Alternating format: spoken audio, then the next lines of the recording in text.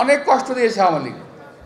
প্রিয় ভাইরা, এই কষ্টের বিরুদ্ধে, এই কষ্ট মাথায় নিয়ে, এই কষ্ট বুকে নিয়ে আমরা 17-18 বছর আওয়ামী লীগের বিরুদ্ধে আন্দোলন করেছি, রাস্তায় মিছিল করেছি, এই মতিঝিলের মাঠে মিটিং করেছি, এই মতিঝিলের রাস্তায় মিটিং করেছি।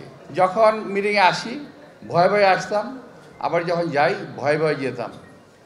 আশ্চর্য, স্বাধীন একটা দেশ,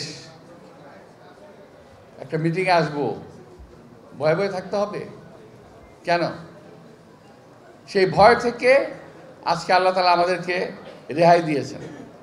সেই ভয়টা থেকে আমরা এখন মুক্ত। এই মুহূর্তে জানি না কতদিন আমরা মুক্ত থাকতে পারবো, আল্লাহ আমাদের কত মুক্ত রাখবেন, কিংবা আমরা কতদিন মুক্ত রাখতে পারবো এই ভয় থেকে, এটা আমাদের উপর নির্ভর করছে।